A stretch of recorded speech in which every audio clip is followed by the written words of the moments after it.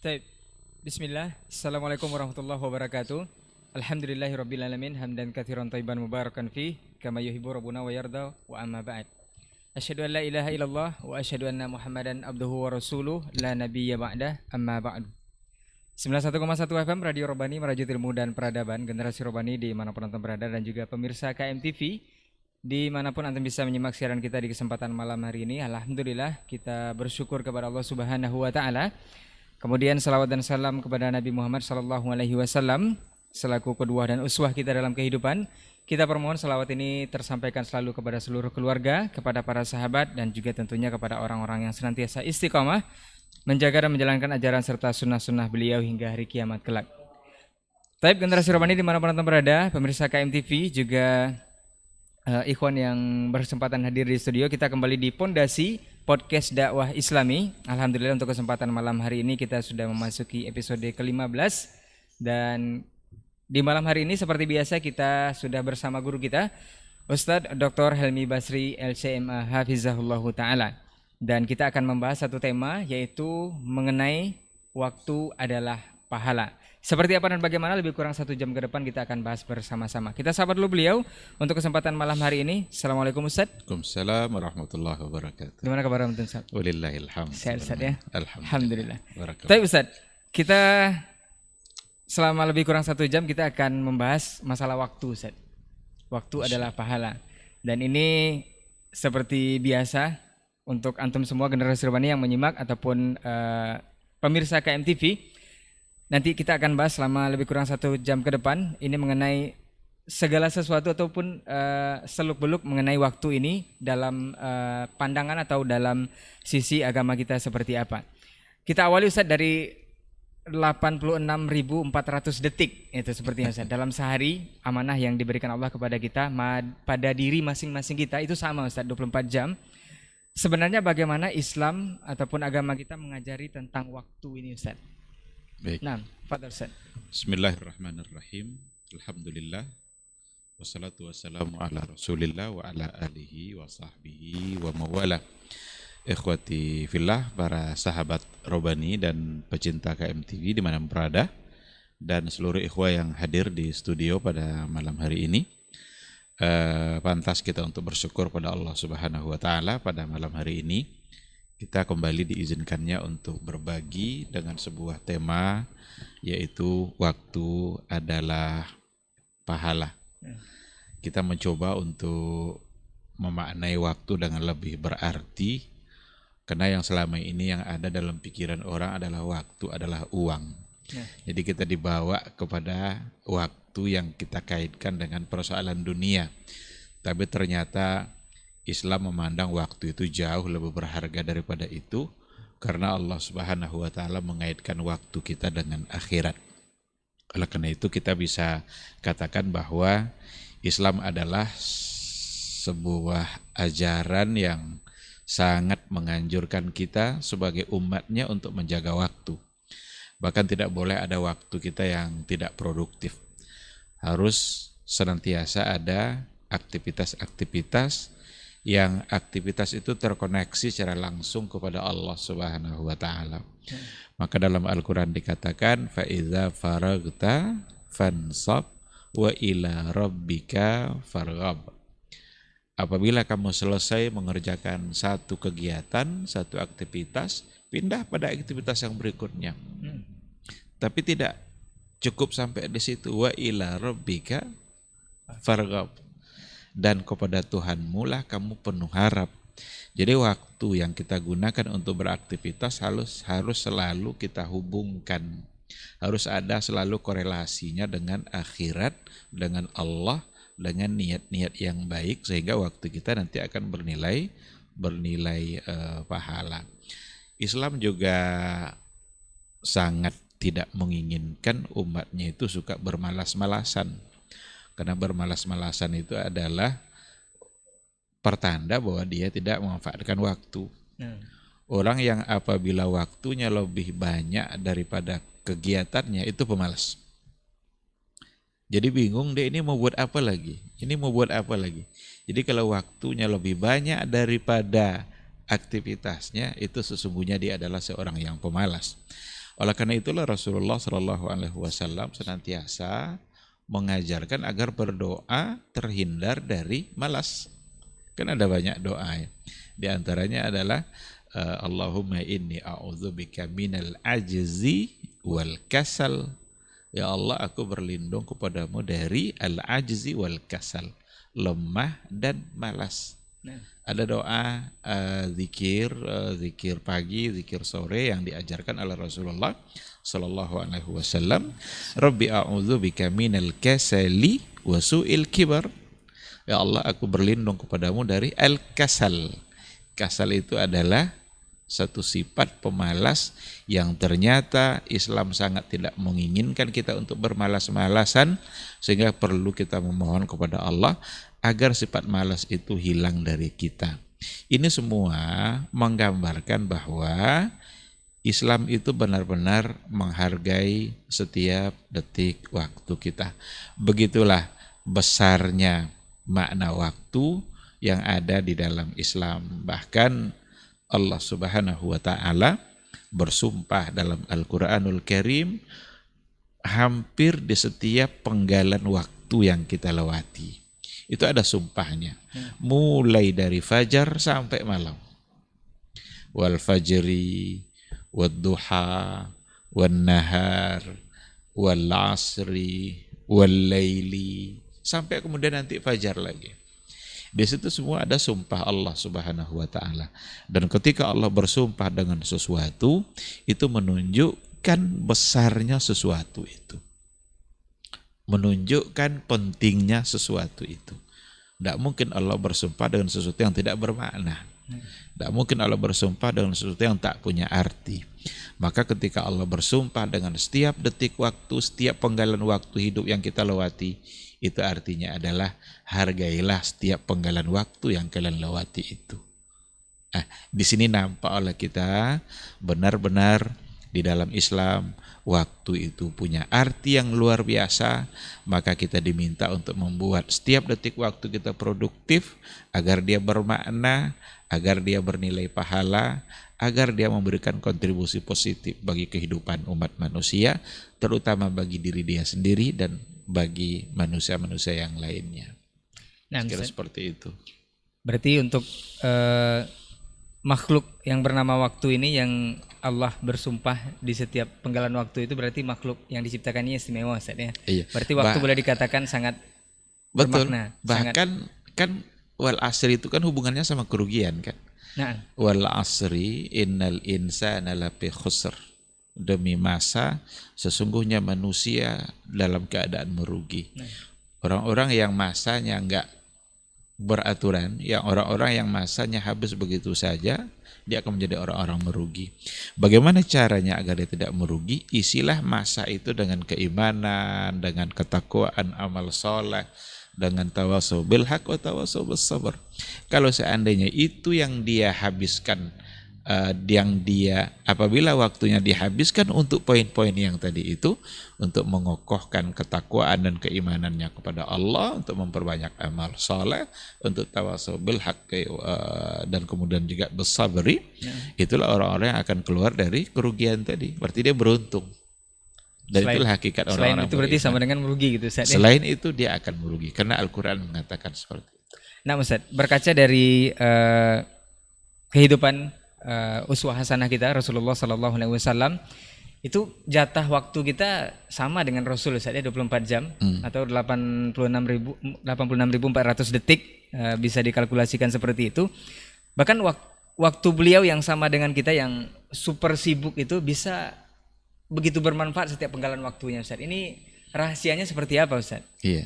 Nah, Bahkan mungkin Rasul itu yang tersibuk mungkin ya. super sibuk, Ustaz. Dia sebagai Rasul, dia sebagai hakim, dia sebagai orang tua, dia sebagai pemimpin. Ada banyak hal tanggung jawab yang dipegang oleh Rasulullah Sallallahu Alaihi Wasallam, dan waktunya sama dengan yang lain. 1 jam itu ya sama-sama 60 detik, 60 menit. Jumlah detiknya juga sama.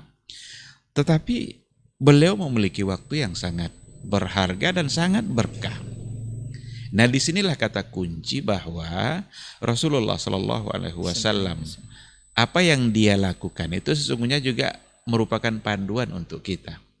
Beliau selalu mengaitkan waktunya itu dengan Allah Subhanahu wa taala. Beliau selalu mengaitkan detik-detik waktunya dengan akhirat.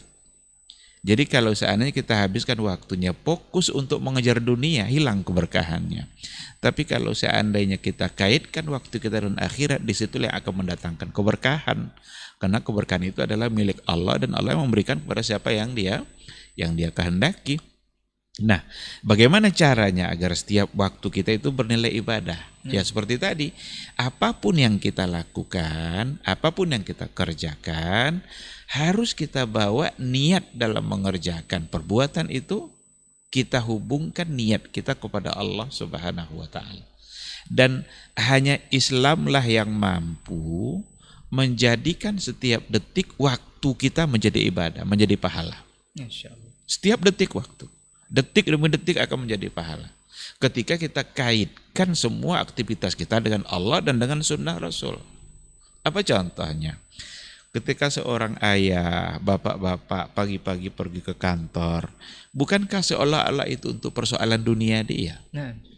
Tetapi kalau seandainya persoalan dunianya tadi dikaitkannya dengan Allah, dikaitkannya dengan akhirat, maka waktunya akan menjadi pahala dan akan menjadi ibadah.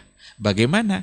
Niatkan karena dia keluar itu adalah sebagai seorang ayah yang punya kewajiban untuk memberikan nafkah bagi anak dan istrinya.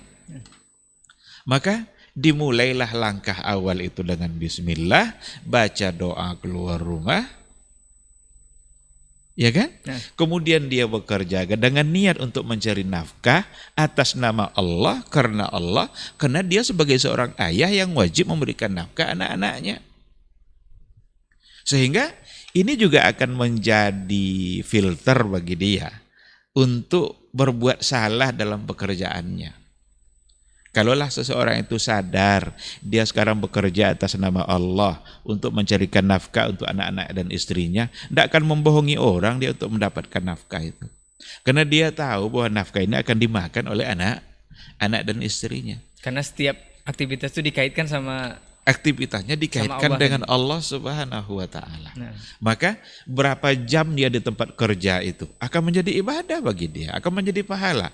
Kenapa? Karena dia mengerjakan perintah Allah. Apa perintah Allah? Perintah Allah adalah kepada ayah yang wajib memberikan nafkah anak dan istrinya. Nah. Jadi rugi aja kita kalau kita nggak kita kaitkan sama Allah gitu. Seolah-olah hanya untuk dunia dan kita mendapatkan hasil dari semata-mata kemampuan kerja kita. Enggak. Kita dapat hasil itu karena Allah Subhanahu wa taala yang memberikan hasil itu.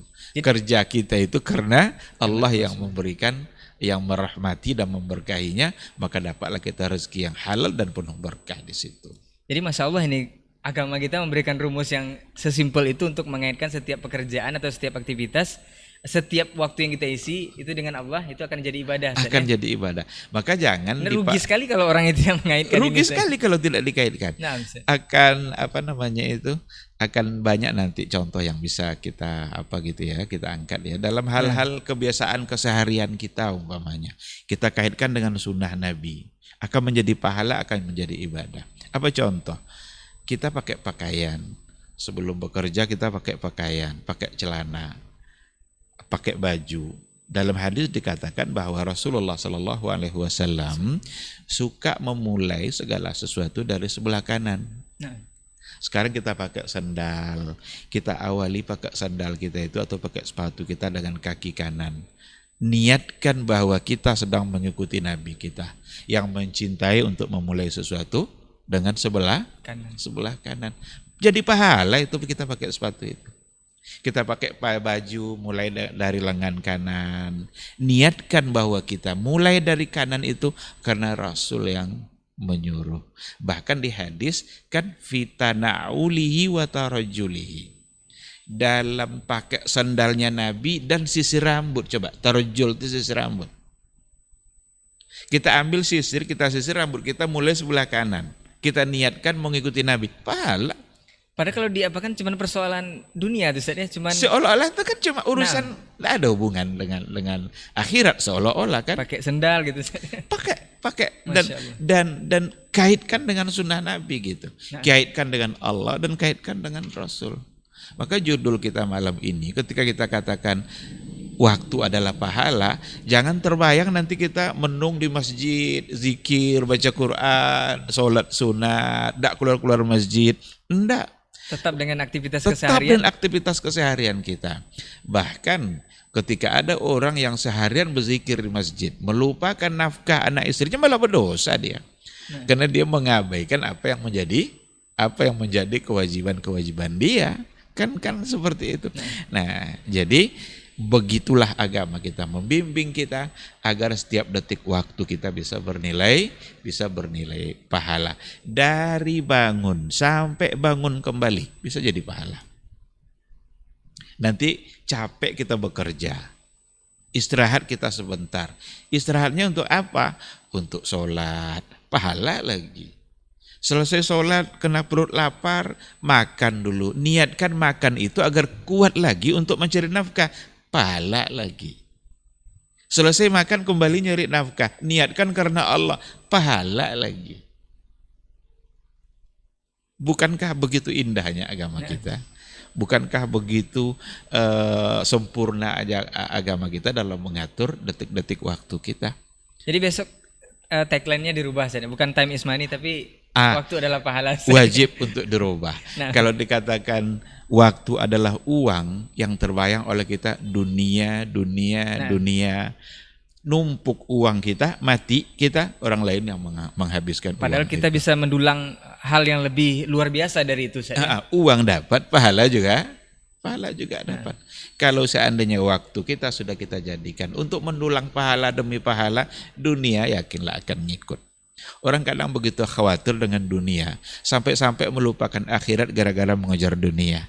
Ada yang lupa sholat, belum azan subuh dia keluar untuk nyari nafkah, lupa sholat subuh. Padahal yang akan memberikan nafkah siapa? Yang akan memberikan kita rezeki siapa? Dia yang tadi kita tinggalkan penghambaan subuh kita kepada dia. Padahal kalaulah kita ikuti irama kehidupan kita ini dengan cara yang sangat sederhana dan niatkan mengikuti Allah dan mengikuti Rasulnya, betapa indah kehidupan kita. Karena semuanya kita kaitkan dengan Allah Subhanahu wa ta'ala. Nah, salah satunya mungkin waktu kita yang sekarang ini mudah-mudahan bernilai pahala juga Ustaz ya. Di antaranya, di antara cara mengisi waktu ya bagaimana kita bisa belajar, duduk, kemudian mendapatkan ilmu.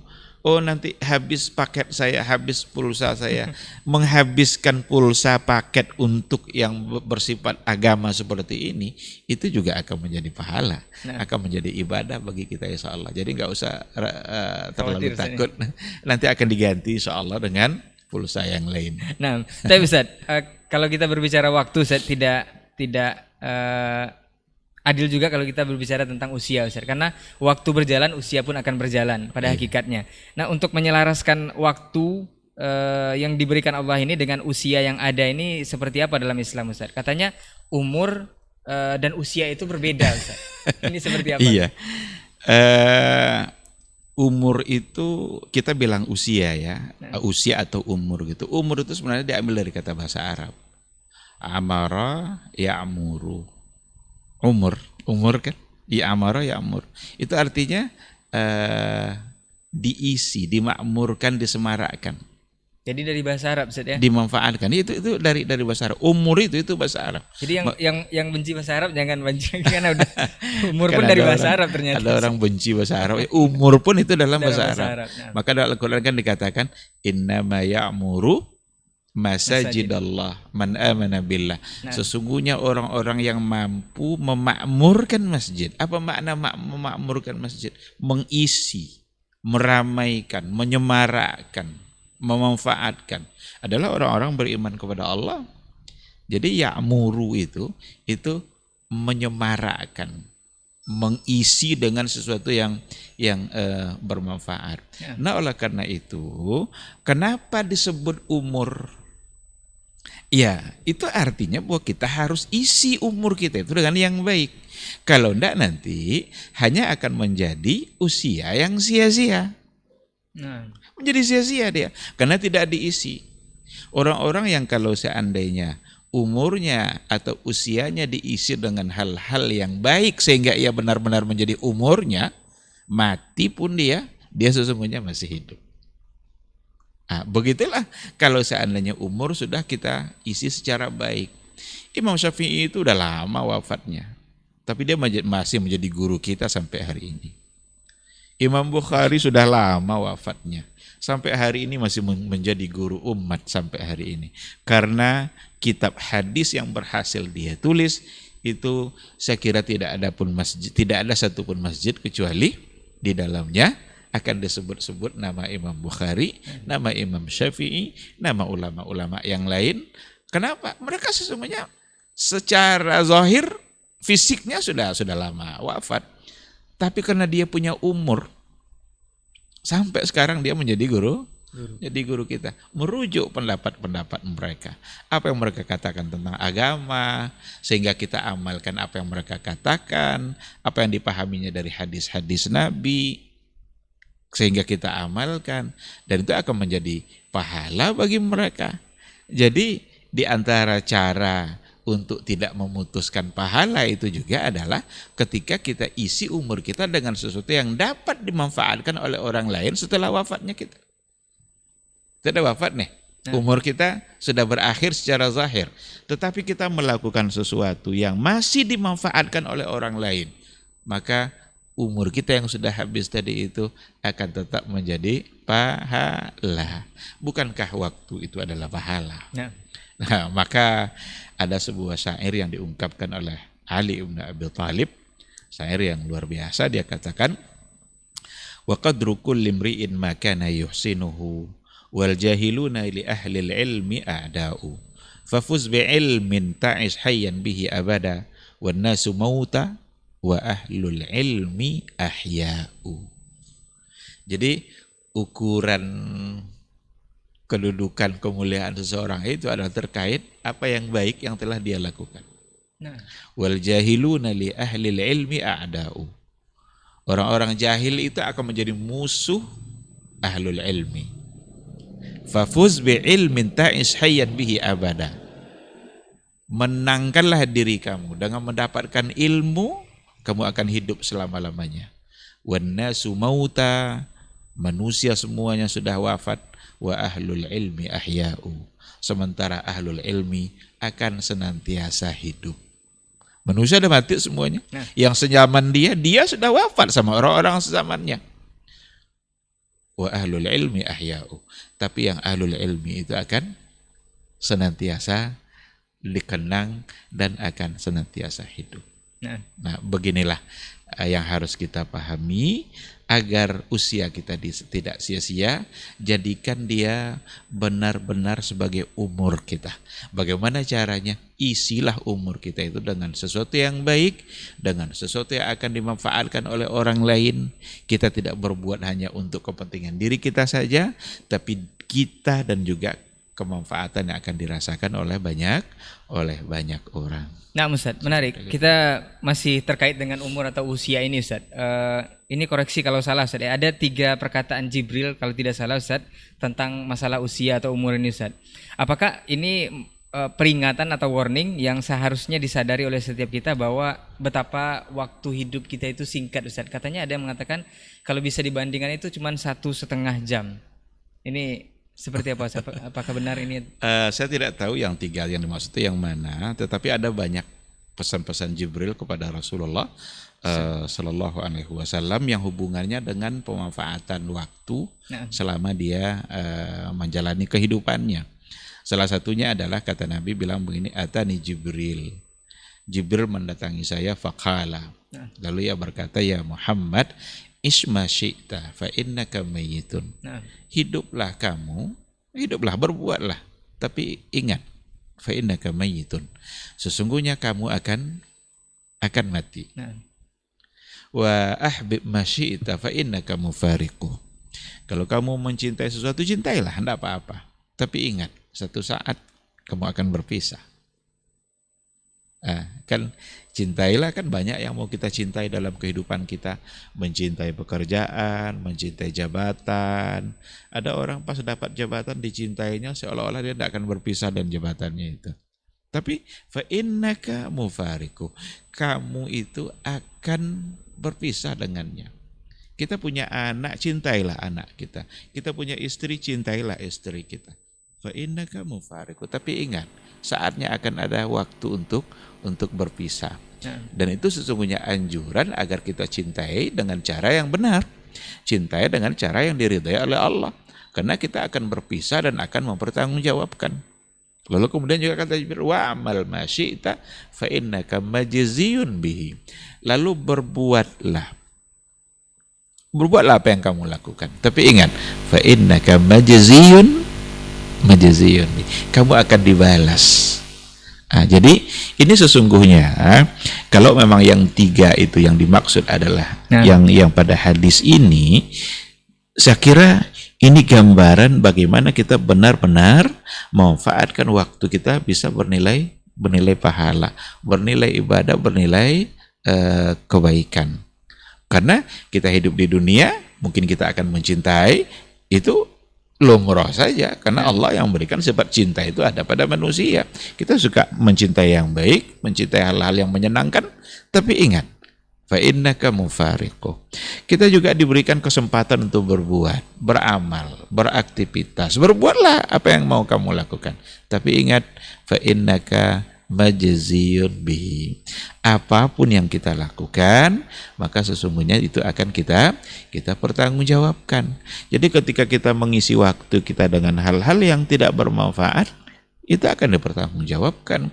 Habis waktu kita untuk hal-hal yang bukan hanya sekedar sia-sia, tapi justru sesuatu yang mendatangkan dosa. Karena ada perbuatan itu mungkin mubah gitu ya, mungkin boleh saja melakukan.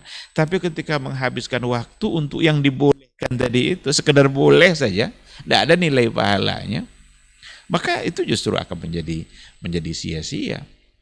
Ada Syekh Nasir Al-Umar ditanya tentang satu persoalan, ya Syekh, apa hukumnya kalau ada orang baca koran dari pagi sampai sore? Baca koran dari pagi sampai sore, kita boleh tidak baca koran? Ya mungkin boleh-boleh aja kita baca koran kan, asal kita jaga aja apa yang kita baca. Jadi hukum asalnya tidak ada masalah. Tapi kalau dia menghabiskan waktu dari pagi sampai sore baca Quran, apa jawabannya? Dzaka ma'siyah, itu adalah kemaksiatan. Karena menghabiskan waktu untuk hal-hal yang mafdul. Bukan hal-hal yang afdal atau fadil, tapi yang mafdul. Walaupun secara hukum sudah kita katakan, tetapi ketika habis waktu untuk yang seperti itu, maka akan menjadi sia-sia, bahkan bisa-bisa menjadi dosa, karena dia meninggalkan hal-hal lain yang jauh lebih baik untuk dia kerjakan. Nah Ustadz, menarik dari perkataan Ustadz tadi bahwa selain kita akan mendulang pahala dari waktu yang diberikan Allah kepada kita dengan jatah yang sama, juga bisa berbuat sia-sia dengan hal-hal yang mubah sebenarnya Ustaz. Nah ada generasi kita khususnya yang saat ini milenial itu banyak menghabiskan waktu, contohnya boleh kita sebut Ustaz dengan game online, bahkan itu bisa juga dari pagi sampai sore Ustaz, bahkan sampai malam, bahkan waktu ataupun hal-hal yang wajib tertinggalkan juga dengan game ini. Ini apakah termasuk perbuatan yang sia-sia atau seperti apa? Dan ada juga yang menghabiskan waktunya dengan hal-hal yang lain yang ternyata tidak banyak manfaatnya. Seperti yang mungkin kita singgung sedikit Ustadz, yang lagi booming saat ini, yang menghabiskan waktunya dengan mengadopsi ataupun mengambil atau memelihara sebuah boneka yang katanya diisi dengan arwah-arwah orang yang hidup Ustadz, orang yang sudah mati. Nah Ustadz, yang dikenal dengan spirit doll atau boneka arwah Ustadz. Kemudian juga ada juga yang melalaikan waktunya Ustadz, atau boleh dikatakan taswif. Kalau misalnya diajak untuk menuntut ilmu atau kajian, aduh sibuk, atau bentar aja lah, atau besok aja, atau bentar aja, atau besok aja. Ini seperti apa dalam Islam Ustadz? Nah, saya kira kita tidak perlu ragu untuk mengatakan bahwa itu adalah sesuatu yang sia-sia gitu ya. Karena menghabiskan waktu, menghabiskan duit, menghabiskan banyak hal yang tidak bermanfaat dalam kehidupan dia. dan setelah itu dia tidak mendapatkan apa-apa. Nah, Apakah akan ada ketenangan jiwa setelah dia menghabiskan waktu bermain game itu? Dan ini tipuan yang luar biasa yang kita hadapi pada hari ini dan yang diinginkan oleh musuh-musuh Islam. Bagaimana umat Islam itu semakin dilalaikan oleh banyak hal, bahkan melupakan kewajiban-kewajibannya kepada Allah Subhanahu wa taala. Tidak ingat lagi orang sudah azan, tidak ingat lagi apa hal-hal penting yang harus dia lakukan. Tetapi dihabiskan untuk berbagai hal yang tidak bermanfaat. Dan itu tidak pula gratis-gratis itu. bayar juga. Dan menghabiskan uang. Nah. Justru kalau dia habiskan waktunya untuk pahala itu bisa gratis. Banyak sekali yang dengan cara gratis kita mendapatkan pahala dari Allah Subhanahu wa taala. Tidak perlu uang, tidak perlu modal, tidak perlu apa-apa. Apa contohnya? Zikir umpamanya. Zikir itu amalan yang paling mudah dan itu bentuk rahmat Allah Subhanahu wa taala bagi kehidupan manusia. Nah. Dan menempati posisi yang luar biasa untuk mendekatkan diri kepada Allah. Zikir. Tidak perlu modal. Bilang subhanallah, tidak perlu modal. Ketika kita berjalan, nampak oleh kita satu pemandangan yang begitu indah. Atau kita lihat bangunan yang begitu megah. Kadang-kadang kita begitu gampang memuji orang yang membangunnya. Ini hebat sekali arsiteknya ini. Orangnya yang kita puji. Padahal yang pertama sekali lidah kita harus mengucapkan pujian-pujian untuk Allah Subhanahu wa taala. Subhanallah, begitu indah dedaunan yang kita lihat. Bukit yang menjulang tinggi seperti itu. Ada burung-burung yang terbang di situ. Allah yang kita puji. Dan itu akan menjadi pahala bagi kita. Duduk saja kita lalu kemudian kita berzikir bertasbih. Sambil kita bekerja berzikir bertasbih. Selain itu akan membuat waktu kita bernilai ibadah, Allah akan senantiasa turunkan keberkahan-keberkahannya dalam kehidupan kita. Tapi kalau seandainya habis waktu untuk bermain game online tadi itu melupakan kita kepada zikir, menghabiskan waktu, menjauhkan keberkahan dari kita. Apa yang mau kita dapatkan jadinya?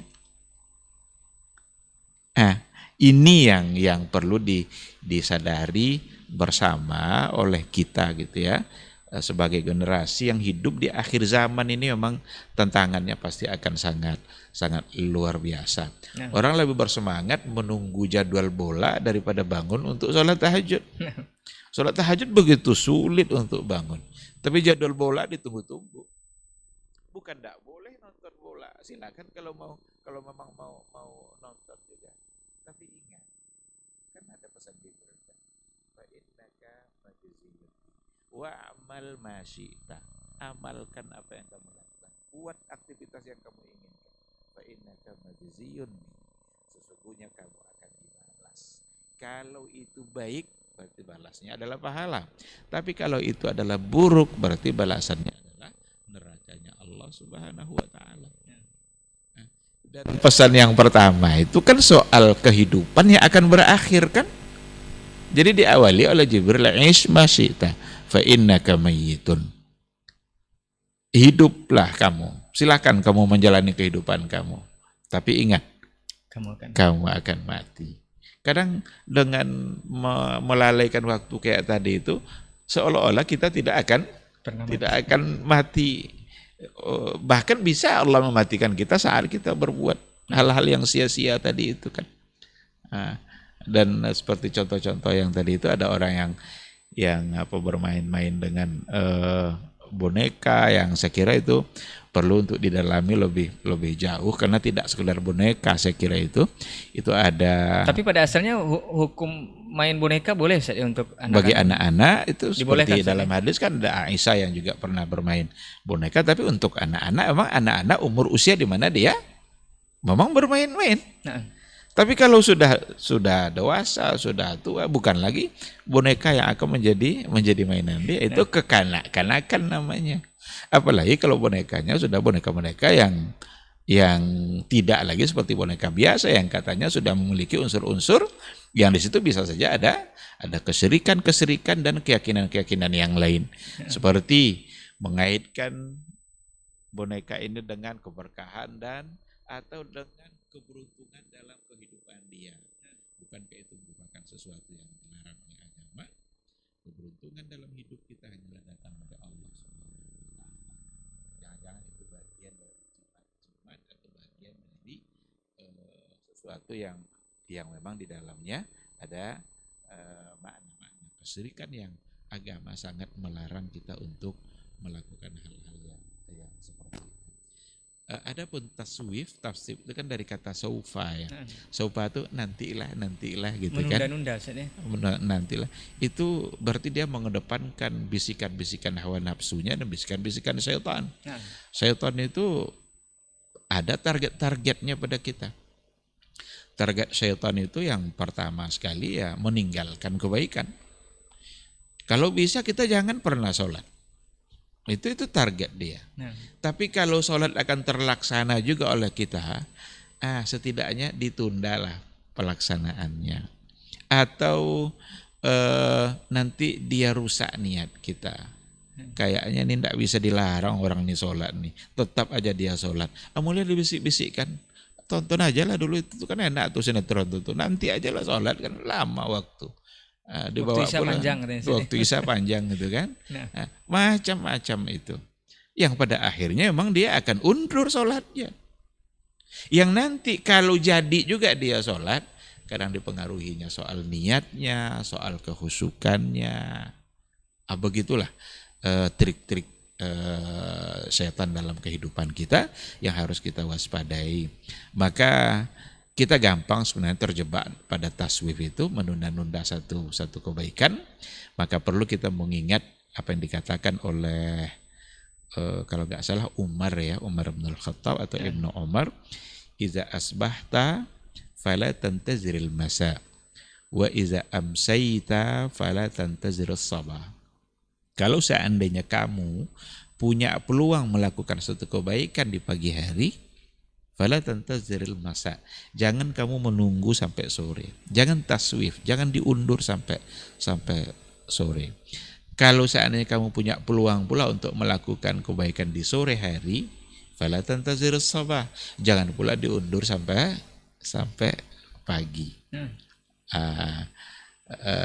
Karena siapa tahu besok pagi datang, sementara kita sudah tidak ada. Ada yang bisa menjamin. Tidak ada yang bisa menjamin. Kata seorang penyair kan gitu. La turji fi'la salihati ila gadin, la'alla gadan ya'ti wa anta faqidu. Jangan kamu undur-undur perbuatan baik itu sampai besok. La'alla gadan ya'ti, siapa tahu hari esok datang, wa anta faqidu. Sementara kamu sudah tidak ada. Yang tinggal hanyalah penyesalan. Kebaikan sudah tidak jadi terlaksana, sementara kita tidak punya waktu lagi untuk melaksanakannya. Nah Ustaz, ini klarifikasi sedikit Ustaz. Ini apakah Ustaz mau jawab atau tidak? Ini terserah Ustaz. Ini dari perkataan tadi bahwa termasuk waktu yang dibuang sia-sia dengan tidak bernilai pahala tadi adalah dengan menonton bola Ustaz, atau nonton bareng istilahnya sekarang Ustaz. Ini ada bolehkah kita menonton atau melakukan nonton bareng ini di pelataran masjid atau di dalam masjid bahkan Ustaz? Karena ada yang melakukannya. Apakah ini hukumnya dibolehkan atau seperti apa Ustaz? Wallahu a'lam. Yang jelas masjid fungsinya adalah untuk sesuatu yang bersifat ibadah. Rasulullah Shallallahu Alaihi Wasallam ketika ada orang Badui yang melakukan hal yang menyimpang dalam agama, tapi melakukan yang menyimpang gitu ya, seperti kan kisah orang Badui yang pipis di masjid. Kata Rasul begini, innama hadza masjid, sesungguhnya ini adalah masjid, la yasluhu fihi, tidak pantas untuk dilakukan pada masjid itu kecuali zikir, salat, wa qiraatul Quran. Nabi menyebutkan di situ fungsi-fungsi yang baik yang digunakan pada masjid gitu. Bagaimana kita bisa berzikir, sholat, baca Quran dan amal-amal lainnya. Lalu kemudian bagaimana kalau seandainya dilakukan itu nonton bola, barangkali ya tidak akan persis sama pula nanti kiasnya dengan yang pipis di masjid tadi kan. Tentu tidak akan bisa disamakan. Tapi mungkin menurut saya lebih baik untuk tidak dilakukan itu. Karena di situ nanti akan melakukan sesuatu yang memang tak akan bisa dilakukan di masjid. Orang akan berteriak-teriak, bahkan bisa macam-macam, mungkin melompat-lompat kegirangan. Kalau pas seharusnya golnya masuk, tidak masuk, mungkin dia akan mengucapkan kata-kata yang mungkin kasar atau salah gitu. Padahal kan. salah satu bentuk adab itu tidak boleh mengangkat suara di masjid, ya. Dan itu salah satu adabnya. Maka bisa saja nanti orang yang melakukan itu akan melakukan sesuatu yang seharusnya memang tidak dilakukan di masjid. Kenapa Rasul melarang jual beli di masjid? Karena orang akan berteriak-teriak menawarkan barangnya, itu kan. Nah, itu ada hadis yang melarang kan, jangan berjual beli di dalam masjid. Kenapa itu dilarang oleh Nabi? Ya agar tidak terjadi hal-hal yang memang tidak pantas dilakukan di masjid. Nah, yang tadi memang tidak jual beli, tetapi seperti yang digambarkan tadi, kadang-kadang mudah untuk melakukan sesuatu atau lupa kalau mereka sedang berada di dalam masjid, sehingga mereka melakukan hal-hal yang bisa saja itu tidak pantas untuk dilakukan di masjid. Maka barangkali tidak pula langsung kita katakan haram dan lain sebagainya, tapi lebih baik untuk tidak dilakukan. Jazakallah khair Ustaz untuk nasihatnya, untuk nobar tadi Ustaz ya. Kita lanjut Ustaz. Mengenai waktu adalah pahala ini, kita tahu bahwa dalam Al-Quran ada warning juga Ustaz, ada peringatan untuk usia 40. Ini maksudnya seperti apa nih Ustaz? Apakah memang batas 40 itu nanti kita akan dekat-dekat mau meninggal atau mati atau seperti apa Ustaz? Wallahu a'lam, yang jelas angka 40 itu memang ada banyak hal yang disebutkan gitu ya. Termasuk Rasulullah Shallallahu Alaihi Wasallam pun diangkat menjadi Rasul adalah di umur dia 40. Jadi ada yang mengatakan umur 40 adalah umur kematangan seseorang dalam mengalami kehidupan, di mana setelah itu kalau sudah mengalami masa kematangan, ya berarti yang ada adalah masa berkurang, karena matangnya sudah sampai gitu. Apa Ustaz, ini persis 40 atau tidak ditentukan Ustaz? Memang 40-an itu mungkin 41, 42 itu Ustaz. Memang ada kata 40 itu. Cuma wallahu a'lam, saya tidak tahu secara pasti. Cuma mungkin perlu juga kita mengambil ibrah dari pengangkatan Nabi di umur 40 itu.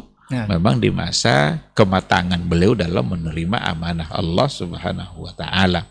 Setelah beliau ditempa dari awal sampai berumur itu, lalu diangkatlah menjadi rasul. Maka bagi kita ya umur 40 ya juga bisa-bisa umur di mana setelah itu kita akan mengalami kekurangan-kekurangan. Dan kalau nggak salah itu juga dokter-dokter juga mengatakan seperti itu. Kalau sudah mulai umur 40 atau di atas 40 itu sudah mulai ada hal-hal yang mulai berkurang dalam pembicaraan, mungkin sudah rumah sakit sama obat gitu Ustaz. Iya. Kalau dulu dia makan agar tidak minum obat ya, tapi sekarang dia minum obat agar bisa makan.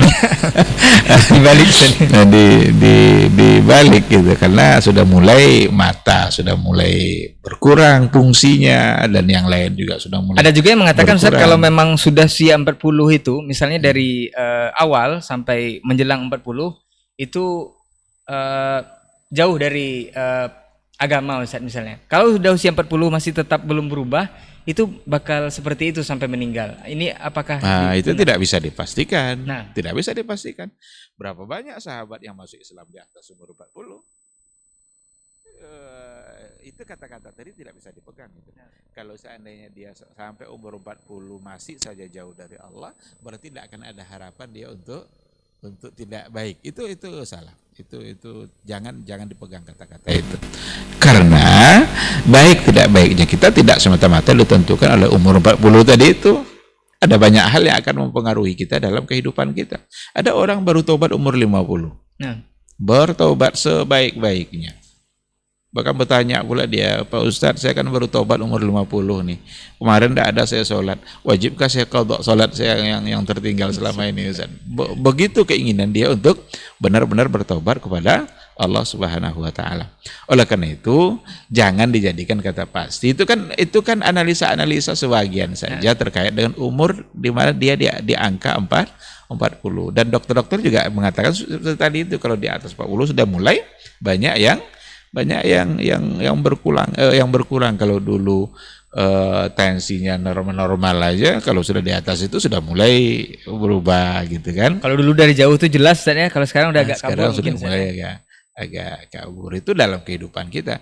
Tapi dalam persoalan ketaatan dan agama tidak menjadi ukuran bahwa kalau sudah umur 40 itulah yang paling menentukan dia baik atau tidak baik, itu tidak bisa.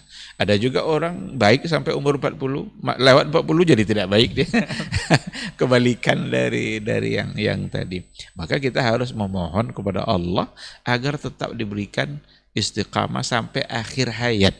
Bukan istiqamah sampai umur 40. Nah, sampai akhir hayat kita. Karena kita tidak tahu apa akan terjadi dalam kehidupan kita di masa yang akan datang. Nah, yang akan kita bahas berikut ini Ustaz, ini menarik. Ini sebagian besar kaum muslimin khususnya di era ini atau di zaman ini, mudah-mudahan tidak akan berlanjut Ustaz. Ini mewariskan kepada anak-anaknya dari kecil Ustaz. Ini Ustaz, adakah doa panjang umur Ustaz? Bahkan ini setiap anak-anak muslim, sebagian besar muslim yang lahir itu diajarkan doa panjang umur sambil tiup lilin Ustaz. Panjang umurnya. Ini seperti apa Ustaz? Apakah memang ada atau? Jadi bagaimana? Ada yang kontra sebenarnya ya. Dia menginginkan kehidupan umur yang lebih panjang tapi ditandai dengan mematikan cahaya. Nah, ini bertentangan nih. Ini dari perlakuan saja udah dari perlakuan itu saja itu sudah salah. Dia minta panjang umur tapi cahaya dimatikan. Berarti jangan-jangan dia minta mati itu. Sebagaimana cahaya ini dimatikan. Nah, dan tradisi itu tidak ada dalam Islam, itu tidak ada. Persoalan panjang umur, Nabi memberikan cara. Ada cara yang diajarkan oleh Rasulullah. Dalam hadis kan dikatakan man ahabba, siapa yang ingin ayyub sata alaihi fi rizkihi wa yunsa'alahu fi atharihi falyasil rahimah. Barang siapa yang ingin Allah buka luas untuk dia rizkinya dan dipanjangkan umurnya, falyasil rahimah, hendaklah ia menjalin hubungan silaturahim. Ini berarti kan cara Nabi kan. Hadis ini menggambarkan bahwa atau menunjukkan bahwa cara untuk mendapatkan keberkahan dalam hidup dan keberkahan pada umur itu dengan cara yang diajarkan Nabi tadi itu. Jalinlah silaturahim kita. Kalau kita silaturahim di pagi-pagi, setidaknya dapat minum kan, dapat rezeki di situ. Silaturahim pula siang, dapat pula minum, dapat pula rezeki. Falyasil rahimah. Dibuka pintu rezeki, kemudian diberikan yunsa'lahu atharu, itu ya ada yang mengartikan dalam terjemahan itu, saya tengok itu. Memang diberikan keluasan dan panjang umur, tapi perlu dipahami bahwa panjang umur itu ada yang dalam artian hakikinya, tapi ada dalam artian yang lain. Panjang umur itu ya seperti yang kita contohkan tadi, ulama-ulama itu panjang umurnya itu karena mereka selalu diingat-ingat dan disebut-sebut. Nah, berarti panjang umur itu kita yang memanjangkan umur kita itu dengan cara melakukan sesuatu yang baik yang orang senantiasa mengingat dan mendoakan kita. Nah, kita setiap kali menyebut nama Imam Syafi'i diminta untuk mengucapkan rahimahullah. Berkata Imam Syafi'i rahimahullah, semoga Allah merahmatinya. Itu doa. Kalau untuk sahabat kan radhiyallahu anhu, karena Allah yang memang memujinya langsung seperti itu. Semoga Allah meridainya. Tapi untuk yang lain, rahimahullah, itu doa. Berapa banyak orang yang mendoakan Imam Syafi'i, Imam Bukhari, Imam Abu Hanifah, Imam Malik, imam-imam mazhab yang lain. Semua dalam bentuk doa-doa baik. Kenapa demikian? Karena dia telah melakukan sesuatu yang baik yang dirasakan manfaatnya oleh orang lain. Tapi kalau seandainya kita berbuat jahat terus dalam kehidupan kita, orang mendoakan kita cepat mati, padahal kita masih hidup. Pergi pasar nyuri barang ini, pergi ke toko-toko nyuri pula di sana. Kata orang apa? Kapan matinya bulan ini gitu. Padahal dia masih hidup. Jadi dia masih hidup tapi sesungguhnya dia sudah mati. Karena orang mendoakan kematian untuk dia. Tapi orang-orang yang sudah meninggal karena kebaikan-kebaikannya selalu mendapatkan doa-doa baik. Nah, oleh karena itu panjang umur itu sebenarnya bisa dipahami dari dua hal itu. Bisa dalam artian yang hakiki, yang sebenarnya. Kalau yang sebenarnya berarti kan umur sudah ada takdirnya. Kan orang nanti bisa mengaitkan seperti itu. Apa bisa kita merubah takdir? Kita tidak bisa merubah takdir. Tapi sikap dan tindakan kita berpengaruh pada takdir kita. Nah, ini yang harus dipahami. Merubah takdir jelas tidak bisa. Karena kita nggak tahu takdir kita apa. Tapi sikap dan tindakan kita insya Allah bisa berpengaruh pada takdir kita. Ketika kita tidak punya apa-apa, lalu kita ingin memiliki apa-apa. Apa sikap kita? Berusaha. Mudah-mudahan berusaha itu Allah mudahkan mendapatkan apa-apa yang kita inginkan tadi itu. Berarti sikap kita, perbuatan kita akan berpengaruh nanti pada takdir kita. Dan di antara yang paling berpengaruh pada takdir itu ada doa. Adalah doa kita. Maka jika kita berdoa umpamanya panjang umur dalam artian yang baik, ya bisa panjang umur dalam artian yang sesungguhnya, tapi dengan makna yang kedua tadi itu. Nah, jadi bukan panjang umur yang tiup lilin itu Ustaz ya? Bukan kalau yang tiup lilin itu tidak ada panduannya dalam. Dan mudah-mudahan tidak dilakukan lagi oleh kaum muslimin saat ini. Mudah-mudahan disadari dan tidak menghidupkan apa yang menjadi kebiasaan orang-orang yang bukan dari golongan Islam. Nah Ustaz, berbicara umur lagi Ustaz, ini dalam Islam apakah memang ada umur kedua dan reinkarnasi istilahnya Ustaz? Jadi orang yang meninggal itu setelah meninggal nanti akan kembali lagi dengan kelahiran yang kedua, dengan kalau dulunya misalnya jahat, ini akan kembali dengan wujud yang baik. Kapan kembalinya? Apa dikenal dalam Islam atau seperti apa Ustaz? Kalau umur yang kedua seperti tadi itu tidak ada itu. Wallahu alam, yang saya tahu tidak ada. Karena kalau seandainya kita sudah meninggal, lalu kita masuk ke alam barzakh. Alam barzakh itu kan artinya batas. Batas antara dunia dengan akhirat. Maka barzakh. Tidak akan adalah masa dia akan kembali lagi ke muka bumi. Nanti saatnya baru dia bangkit di hari dibangkitkan oleh Allah Subhanahu wa ta'ala. Makanya namanya Yaumul Ba'as, hari berbangkit. Disebut juga dan Yaumul Khuruj. Khuruj itu kan kharaja, keluar kan. Yaumul Khuruj, hari di mana kita dikeluarkan dari kubur. Kalau dia sudah bangkit sekarang dan sudah keluar, berarti apa artinya Yaumul Khuruj ini? Apa artinya Yaumul Ba'as? Nanti absen dia, berarti tidak ada dia keluar lagi. Nanti dicari-cari kok tidak ada si fulan gitu kan. Dan siapa pula yang mengeluarkan dia? Ini khurafat ini. Ada orang yang bilang begini, kalau pas mau Idul Fitri, hidupkan lilin, sambutlah kedatangan arwah-arwah itu. Nanti arwah dia yang berkunjung mana? Ke rumahnya ya. Nanti mereka akan datang nengok anak istrinya. Kalau istrinya udah nikah lagi gimana coba? Gimana perasaan dia kalau dia tengok istrinya sudah nikah lagi? Ini khurafat jangan dipercaya. Ini tidak ada dalam Islam seperti ini. Ketika kita sudah masuk dalam satu alam, kita tidak akan pernah kembali pada alam yang sebelumnya. Manusia mengalami 4 alam. Alam rahim, alam dunia, alam barzakh, alam akhirat. Setelah kita berada dalam satu alam yang berikutnya, tak akan pernah kembali pada alam yang sebelumnya. Maka tidak. Tetapi ada syair dari Ahmad Syauqi kalau tidak salah itu, dia membahasakan umrun tsani, tapi tidak dalam yang tadi itu. Dia mengatakan begini, farfa' li nafsika ba'da mautika dzikraha fa dzikru lil insani umrun tsani. Farfa' li nafsika, angkatlah dirimu ba'da mautika, setelah mati kamu, dzikraha. Dzikraha itu dengan membuat orang mengingat-ingat diri kita tadi. Jadi kita lakukan sesuatu yang bisa mengangkat derajat dan kemuliaan kita setelah kematian kita. Fa dzikru lil insani umrun tsani. Maka ketika kita mengingat orang yang sudah meninggal karena kebaikannya tadi itu umrun tsani. Itu sesungguhnya adalah umur yang kedua. Yang dikatakan beliau ini sebenarnya sama dengan yang dikatakan sebelum tadi kan. Imam para ulama, Imam Muslim, Abu Daud. Sampai hari ini kita masih mengingat.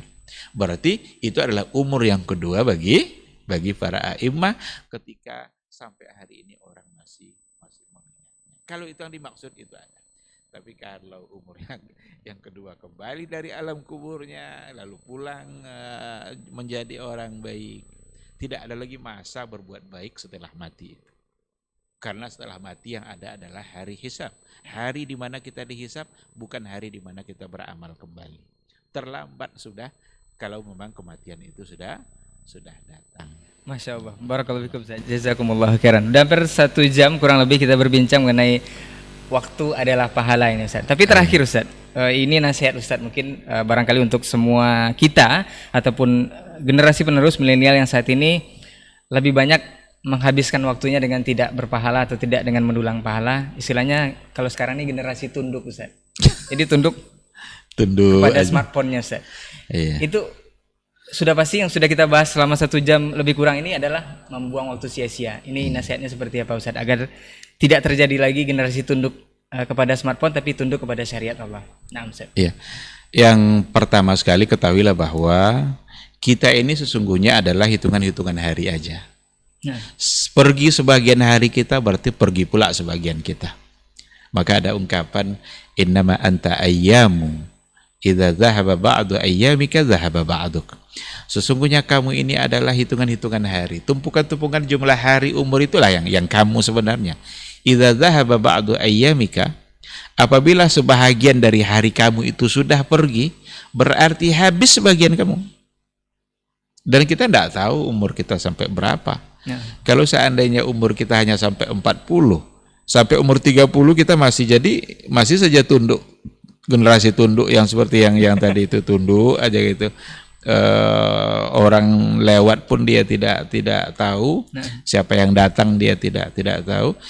Iya kalau umurnya sampai 60, kalau enggak berarti sudah habis lebih dari separuh kehidupan dia. Ya. Betapa sia-sianya kalau seandainya memang dia hanya menghabiskan waktu untuk yang tidak bermanfaat. Itu yang pertama. Yang kedua, di akhirat kelak sesungguhnya kita akan mempertanggungjawabkan waktu kita. Di akhirat itu kita akan ditanya, waktu yang kita gunakan itu untuk apa? Bagaimana dan apa yang kita lakukan selama kita di dunia? Ada pertanggungjawabannya. Ketika kita menghabiskan waktu yang hanya untuk memegang satu alat dan habis berhari-hari oleh alat itu berarti kita akan mempersulit diri kita di akhirat kelak. Maka pesan saya untuk diri sendiri dan untuk kita semua, lakukanlah sesuatu yang membuat kita bahagia di akhirat kelak. Dan tinggalkanlah sesuatu jika sesuatu itu akan mempersulit kehidupan kita di akhirat kelak. Semoga Allah Subhanahu wa taala benar-benar memberikan taufik dan hidayahnya kepada kita bersama. Amin. Sehingga kita bisa memanfaatkan waktu kita untuk hal-hal yang bernilai pahala. Tiada hari tanpa pahala, tiada detik waktu yang kita lewati kecuali menghasilkan pahala dan kebaikan. Wallahu subhanahu wa ta'ala alam. Masya Allah, jazakallah khairan Ustaz untuk waktunya dan untuk perbincangan kita di podcast kali ini. Mudah-mudahan ini bisa bermanfaat untuk antum dan antuna semuanya yang menyimak ataupun yang mendengarkan. Kita di Pondasi episode ke-15 untuk kesempatan hari ini. Insya Allah pekan depan kita akan balik lagi dengan tema yang berbeda. Dan mudah-mudahan kita menjadi generasi-generasi tunduk kepada syariat dengan memanfaatkan waktu untuk bernilai pahala di sisi Allah Subhanahu wa taala. Afwan untuk semua salah kata dan gila bicara. Jazakumullah khairan untuk perhatian antum semua. Kita tutup dengan doa kafaratul majelis. Subhanakallahumma wa bihamdika asyhadu an la ilaha illa anta astaghfiruka wa atubu ilaik. Wassalamualaikum warahmatullahi wabarakatuh. Waalaikumsalam warahmatullahi wabarakatuh. Ketahuilah bahwa ketika kita mengikuti sebuah majelis ilmu, itu sesungguhnya Allah sedang memberikan kepada kita sekian banyak fadilah dan keutamaannya. Karena sungguh sangat mulia orang-orang yang berada di majelis ilmu. Orang-orang yang berada di majelis ilmu adalah orang-orang yang akan dimudahkan baginya jalan menuju surga Allah. Dalam hadis dikatakan oleh Rasulullah sallallahu alaihi wasallam, "Man salaka tariqan yaltamisu fihi ilman, sahalallahu lahu tariqan ilal jannah." Barang siapa yang menempuh satu jalan di mana tujuannya adalah untuk mendapatkan ilmu, maka Allah akan mudahkan baginya jalan menuju surga. Surga itu perlu iman, dan mendapatkan surga itu perlu ilmu. Maka di majelis ilmulah kita bisa menumbuhkan iman kita, dan di majelis ilmulah kita bisa mendapatkan ilmu pengetahuan. Maka sering-seringlah menghadiri majelis yang bisa menambah iman kita dan juga bisa menambah ilmu, agar surga Allah itu benar-benar semakin dekat dengan kita bersama.